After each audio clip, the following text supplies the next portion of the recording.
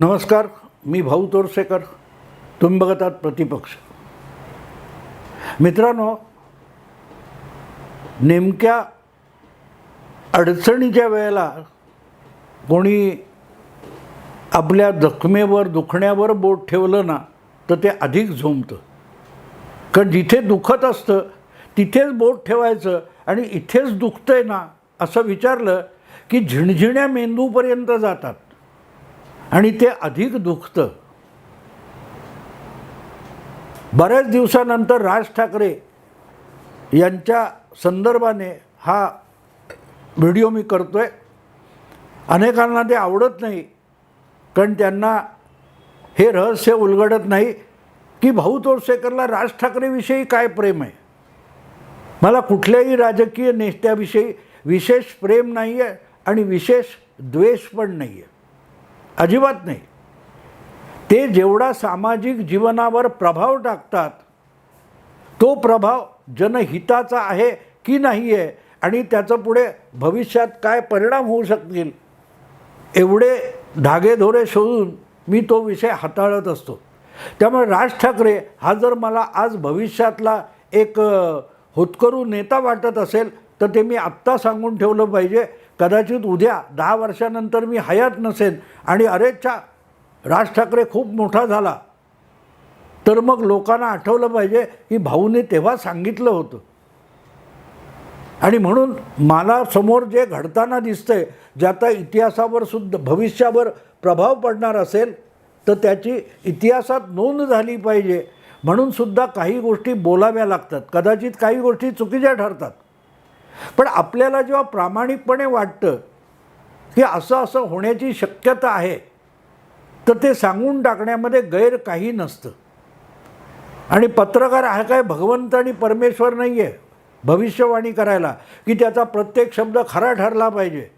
हा चुकीचा ठरू नये हे डोक्यात ठेवूनच पत्रकाराने लिहावं किंवा बोलावं यासाठी माझा आग्रह असतो. आणि म्हणून जे धडधडीत खोटं ठरण्याची शक्यता आपल्याला वाटत असते ते बोलू नये याची काळजी मी घेत असतो.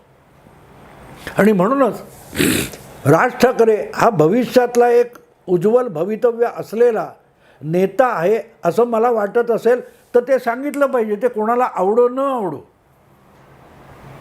आज परत राज ठाकरे का बोलायचा की राज ठाकरेंनी एक परवा विधान परत एकदा केलं आहे आणि मी सांगतोय परत एकदा केलं आहे. कारण हे विधान त्यांनी यापूर्वी देखील केलं होतं. किंबहुना करोना आणि करोनाचा लॉकडाऊन वगैरे सैल होत असताना 2022च्या पूर्वार्धामध्ये गुढीपाडव्याला नेहमीप्रमाणे 2 वर्षाच्या विश्रांतीनंतर राज ठाकरे यांनी शिवाजी पार्कला आपला वार्षिक मेळावा घेतला होता, जो आता एक प्रकारची त्यांची मनसेची प्रथा झालेली आहे. जसा बाळासाहेबांचा मेळावा हा दसऱ्याला शिवाजी पार्कला व्हायचा, तसा राज ठाकरे यांच्या मनसेचा मेळावा प्रतिवर्षी शिवाजी पार्कवरच पण गुढीपाडव्याला होतो. हिंदू नववर्षाच्या आरंभी होत असतो. तसा तो जवळजवळ 1.5 वर्षापूर्वी 2022च्या गुढीपाडव्याला झाला होता. त्यामध्ये त्यांनी इतके एका पाठोपाठ बॉम्ब फोडले होते की त्यांच्याच भाषेत जणू काय फटाक्याची माळ लागली होती. कधी नव्हे ते 2019च्या निवडणुकीपासून शांत राहिलेले आणि नंतर करोना काळ असल्यामुळे ज्यांचं फारशी प्रतिक्रिया देखील आपल्याला ऐकता येत नव्हती, ऐकायला मिळत नव्हती, ते राज ठाकरे अचानक 2022च्या गुढीपाडव्याला असे जबरदस्त वीज कडाडल्यासारखे कडाडले की त्यांनी जे अनेक राजकीय हल्ले चढवले त्या हल्ल्यातला सगळ्यात मोठा घाव जो होता, अगदी जिव्हारी लागणारा घाव होता, तो शरद पवार यांच्यावर केला होता. की शरद पवारांनी महाराष्ट्राच्या राजकारणामध्ये जातीयवादाचं विष कालवलं, इतका थेट आरोप शरद पवारांवर मला वाटत नाही इतर कोणी केलेला असेल ना. अगदी भाजपने ज्या भाजपच्या किंवा संघाच्या विरोधात शरद पवार सातत्याने वागत बोलत असतात त्या संघाने किंवा भाजपने सुद्धा शरद पवारांवर इतका कधी जिव्हारी लागणारा घाव घातलेला नाही. तो घाव राज ठाकरेंनी दीड वर्षापूर्वी गुढीपाडव्याच्या सभेत घातला होता की पवारांनी काँग्रेस सोडून राष्ट्रवादी काँग्रेस किंवा NCP नावाच्या पक्षाची स्थापना केली. त्यानंतर हळूहळू करत महाराष्ट्राचं राजकारण हे जातीयतेच्या गढूळ चिखलात भरकटत गेलेलं आहे, इतका सणसणीत आरोप केला होता.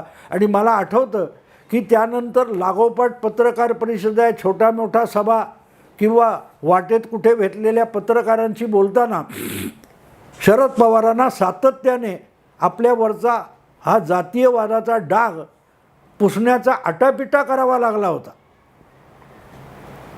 एवढी दखल शरद पवार क्वचितच कोणाच्या टीकेची घेत असतात. पण राज ठाकरे यांच्या त्या जातीयवाद पवारांनी सुरू केला, जातीयतेचं विष महाराष्ट्राच्या सार्वजनिक जीवनामध्ये कालवलं, या आरोपाचे गंभीर दखल शरद पवारांनी घेतली होती. आणि लागोपाठ त्याविषयी उलटसुलट खुलासे करत शरद पवार फिरत होते. अगदी मला वाटतं भुजबळ आमच्या पक्षाचे पहिले अध्यक्ष होते, ते OBC होते, किंवा मधुकर पिचड हे दुसरे अध्यक्ष होते, ते आमचे विधानसभेतले विरोधी नेता होते, ते सुद्धा आमचे आदिवासी नेता होते, वगैरे वगैरे असे खुलासे शरद पवार दीर्घकाळ देत फिरत होते, 2 ते 3 महिने.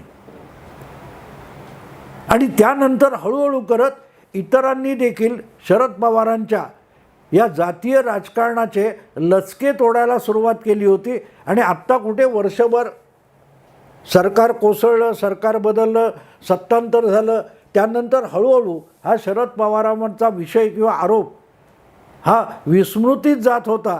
इतक्यात काल परवा परत एकदा दिवाळीच्या शुभमुहूर्तावर राज ठाकरे यांनी शरद पवारांच्या त्या गंभीर जखमेवरची, खोल जखमेवरची सुकत आलेली खपली काढलेली आहे. ही शरद पवार यांनी नवा पक्ष काढला, राज्यव्यापी पक्ष काढला आणि तिथून महाराष्ट्रात जातीयवादाला सुरुवात झाली. हे परत एकदा राज ठाकरे बोललेले आहेत. आणि याला मग जखम करणं असं पण म्हणता येत नाही, याला जखमेवर मीठ चोळणं म्हणता येईल. आणि मीठ चोळलं म्हणण्यापेक्षा आजची जर परिस्थिती बघितली तर शरद पवारांच्या जखमेवर मीठ मिरची चोळली राज ठाकरे यांनी, असं म्हटलं तर वावगं ठरणार नाही. कारण शरद पवार हे सध्या विचित्र कैचीत सापडलेले आहेत. त्यांनी जो 25 वर्षापूर्वी 2 तपापूर्वी एक पक्ष स्थापन केला, त्या पक्षाच्या मदतीने लागोपाठ 15 वर्ष सत्ता उपभोगली. आणि 2019मध्ये शिवसेना आणि BJPमध्ये फाटाफूट घडवून परत एकदा 2.5 वर्ष सत्ता भोगली. तो पक्ष आता फुटलेला आहे. शरद पवारांचे सगळे निकटवर्ती सहकारी, सवंगडी, दीर्घकालीन साथी हे त्यांना सोडून गेलेले आहेत. आणि जयंत पाटील, जितेंद्र आव्हाड यांच्यासारखे राज्यात कुठेही पक्षाला उपयोगी नसलेले नेते आणि लाडकी कन्या सुप्रिया सुळे ही 2 माणसं वगळली, 3 माणसं वगळली तर शरद पवारांकडे नाव घेण्यासारखा कोणीही माणूस शिल्लक उरलेला नाही. हां, अमोल कोल्हे आहेत, तुमचे श्रीनिवास पाटील आहेत, किंवा आणखीन एक खासदार, मला वाटते 4पैकी 3 खासदार त्यांच्याबरोबर आहेत. राज्यसभेतल्या फौजिया खान वगैरे आहेत. पण पक्षाच्या संघटनेला उपयोगी पडू शकेल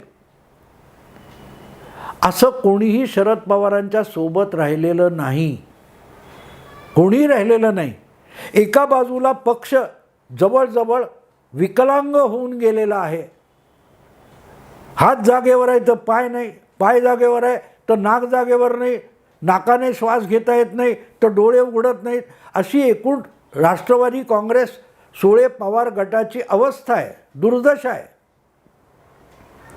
आणि हे एका बाजूला चालू असताना दुसरीकडे अचानक जरांगे पाटील यांनी जे जालना जिल्ह्यातल्या अंबड तालुक्यात कुठच्या गावामध्ये, अंतरवली सराटी नावाच्या गावामध्ये आरक्षणासाठी उपोषण केलं. आणि बघता बघता त्यांच्या उपोषणाने इतका भयंकर मोठा असं स्फोटक रूप धारण केलं की सगळा मराठा समाज हा जरांगे पाटील यांच्याकडे ओढला गेला.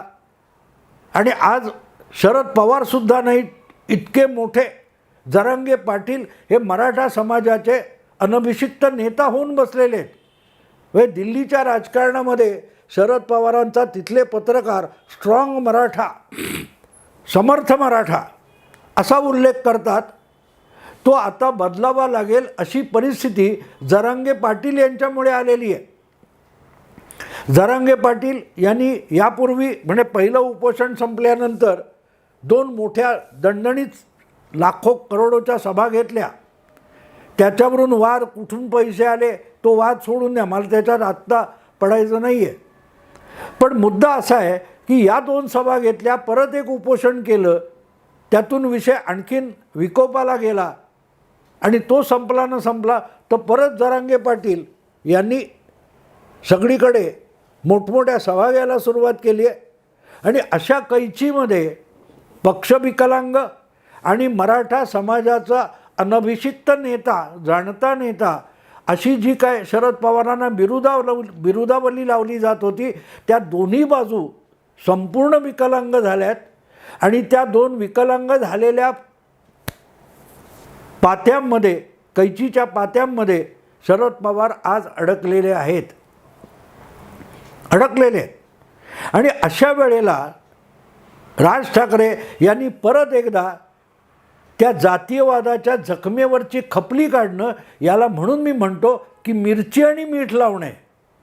नुसतं मीठ चोळणं म्हणता येणार नाही, मिरची सकट मीठ लावणं आहे. आणि कारण मित्रांनो लक्षात घ्या, आजपर्यंत शरद पवारांनी मराठ्यांचंच राजकारण केलं. एक चमचाभर OBC, कुठचे धनगर वगैरे असे हाती धरले, पण प्रामुख्याने आपले जे सरदार ग्रामीण भागात निर्माण केले ते मराठा जातीला धरून आहेत आणि ते आपल्याला धरून राहतील याची काळजी घेतली होती. पण आपण सर्व समाजाचे नेते आहोत, OBC असोत, धनगर असोत, दलित असोत, पिछडे असोत, या सगळ्यांचा एकमुखी नेता असा जो आपल्याविषयीचा आभास शरद पवारांनी उभा करून ठेवला होता, त्याला फार मोठा छेद जरांगे पाटील यांच्या आरक्षण आणि उपोषण या 2 कृत्यामुळे प्रचंड तडा गेलेला आहे. मला आठवतं 1995च्या निवडणुका असताना मी वार्ताहर वर्तमानपत्राचा संपादक होतो आणि त्यावेळेला हे भटक्या विमुक्तांचं एक संघटन मोठं जोरात काम करत होतं. त्यामधले अनेक जण माझे दोस्त होते आणि मी एक अग्रलेख लिहिला होता की आमचा भटक्या विमुक्तांचा प्रश्न शरद पवारच सोडवू शकतात वगैरे वगैरे. जेव्हा काय त्या मोर्चात सांगितलं गेलं तेव्हा मी अग्रलेख लिहिला होता, तुमच्याशी आजपर्यंत घातपात केलेल्या नेत्यावर विश्वास ठेवू नका. तर ते माझे मित्रसुद्धा माझ्यावर चिडले होते, तू पवारसाहेबांबद्दल असं काय लिहिलं, का लिहिलं वगैरे वगैरे. म्हणजे शरद पवार हे कायम स्ट्रॉंग मराठा किंवा मराठा जातीचाच नेता राहिले. तरीही त्यांनी आपण सगळ्या समाज घटकांचे संयुक्त नेता आहोत आणि एकमेव नेता आहोत असं चित्र यशस्वीपणे निर्माण केलं होतं आणि दीर्घकाळ टिकवलं होतं. त्यामुळे दाखवायला कधी जितेंद्र आव्हाड, कधी छगन भुजबळ किंवा मधुकर पिचड असे वेगवेगळ्या जातीपाती, उपजाती, पोटजाती यातल्या लोकांना शरद पवारांनी जवळ घेऊन बोट धरून मोठे केले. पण ते आपल्या पायावर उभे राहून समर्थ होतील एवढी ताकद त्यांना कधीही दिली नाही. तशी वेळ येताना दिसली तर त्यांना टाचणी लावून त्यांचा फुगा फोडण्याचं काम, मला आठवतं छगन भुजबळ हे मंडल आयोग आणि वगैरे वगैरे करायला पाटण्याला कुठच्या OBCंच्या मोठ्या परिषदेला गेले होते आणि ती परिषद त्यांनी गाजवली OBCंची. त्यानंतर परतलेले छगन भुजबळ यांची पक्षामध्ये पद्धतशीर हवा शरद पवारांनी काढून टाकली होती. महाराष्ट्राच्या राजकारणात तुमची जागा एवढी मोठी होऊ शकत नाही आणि माझ्यापेक्षा किंवा माझ्या समांतर अशी जागा तुम्हाला मिळू शकणार नाही, हे शरद पवारांनी कृतीतून दाखवलं होतं. तुम्हाला आठवत असेल तर आणखीन एक गोष्ट सांगतो की देवेंद्र फडणवीस मुख्यमंत्री असेपर्यंत राष्ट्रवादी काँग्रेसचा ओबीसी चेहरा म्हणूनच छगन भुजबळांना पुढे पुढे केलं जात होतं, वेगवेगळी पदं दिली असतील किंवा जबाबदाऱ्या टाकल्या असतील. पण देवेंद्र फडणवीस 2014 नंतर मुख्यमंत्री झाले. त्यानंतर छगन भुजबळ यांना एक प्रकारे वाळीत टाकलं गेलं, खड्यासारखं बाजूला ठेवलं गेलं आणि पुढे जाणं त्या महाराष्ट्र सदन घोटाळ्यात अटक झाल्यानंतर शरद पवारांसकट त्यांच्या पक्षातले सगळे ज्येष्ठ नेते छगन भुजबळांना विसरून गेले होते.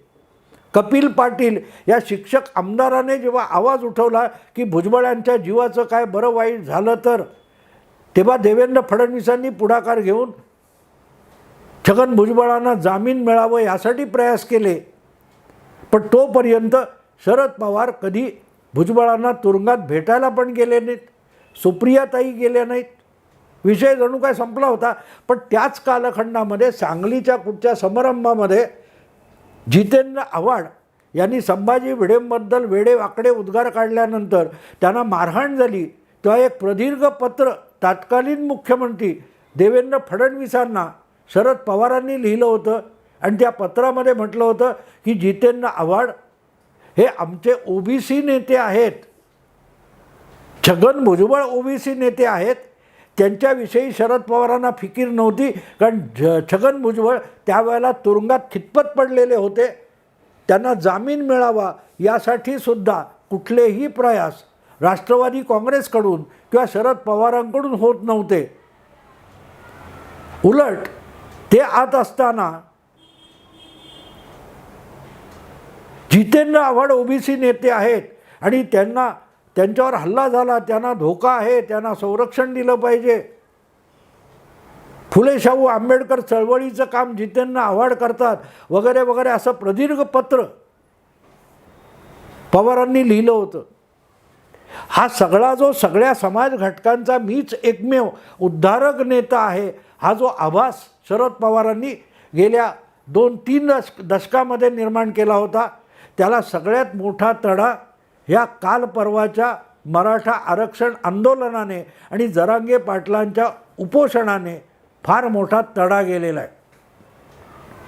कारण जरांगे पाटील यांनी आपल्या उपोषणाच्या दरम्यान मराठवाड्यात जर कुणब्यांना मराठा कुणबी होते आणि त्यांना कुणबी अशी नोंद आहे, तर आता पुढे सरसकट सगळ्या मराठ्यांना कुणबी म्हणून प्रमाणपत्र मिळालं पाहिजे असा हट्ट केला. त्यातून मराठ्यांना ओबीसी, कुणबी ओबीसी म्हणून मान्यता मिळाली, तर आपल्यातले भागीदार वाढतील म्हणून हळूहळू करत दुसऱ्या बाजूला सगळ्या लहान मोठ्या जाती, पोटजाती, उपजातीमध्ये विभागले गेलेले सगळेच्या सगळे ओबीसी एकत्र आलेत. सगळेच्या सगळे ओबीसी एकत्र आलेत आणि त्याचं श्रेय हे जरांगे पाटीलनं आहे. पण जरांगे पाटील आणि ओबीसी किंवा कुणबी मराठा आणि कुणबी सर्टिफिकेट या सगळ्या हाणामारीत मधल्यामध्ये शरद पवारांचा त्या प्रतिमेचा बळी गेलेला आहे. काय घोषणा केली? कोण प्रकाश कोण त्यांचं नाव विसरलो मी, सांगलीचे धनगर नेते आहेत, त्यांनी स्पष्टपणे सांगितलं की एक छगन भुजबळला पाडायची हिंमत असेल तुमच्यात तर आम्ही 160 मराठे पाडू. लक्षात घ्या मित्रांनो, मराठ्यांना पाडू किंवा धनगरांना पाडू किंवा माळ्यांना पाडू अशी भाषा महाराष्ट्रात कधी झाली नव्हती, कधी झाली नव्हती. ती आता सुरू झालेली आहे. मराठा आरक्षण आणि त्यासाठी उपोषण यातून जी परिस्थिती विकोपाला गेली त्यातून हे आलेलं आहे. आणि या सगळ्याचे बोलविते धनी कोण आहेत हे राज ठाकरे म्हणतात नंतर कळेल.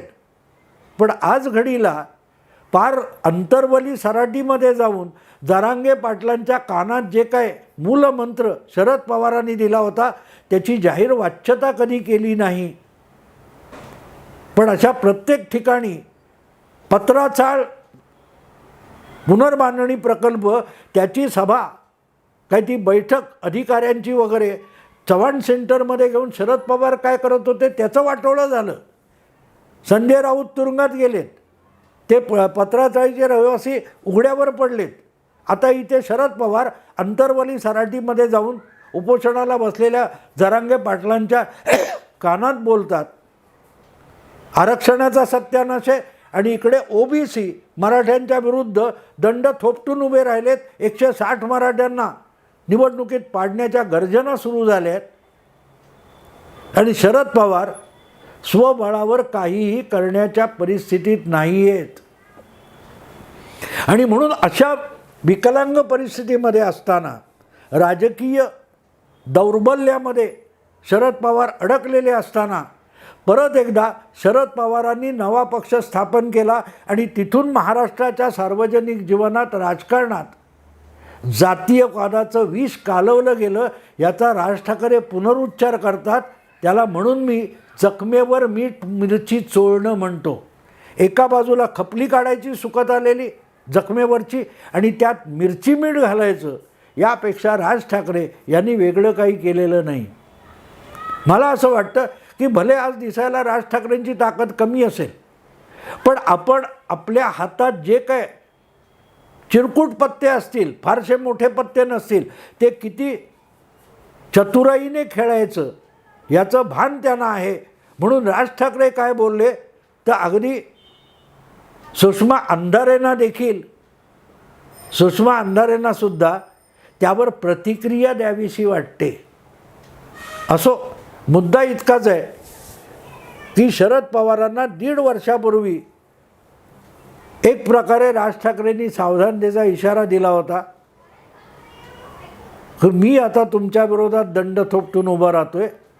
एक काळ महाराष्ट्रात तुमच्या नेतृत्वाला बाळासाहेबांनी, माझ्या काकांनी आव्हान दिलं होतं, आता मी तुम्हाला आव्हान देतोय.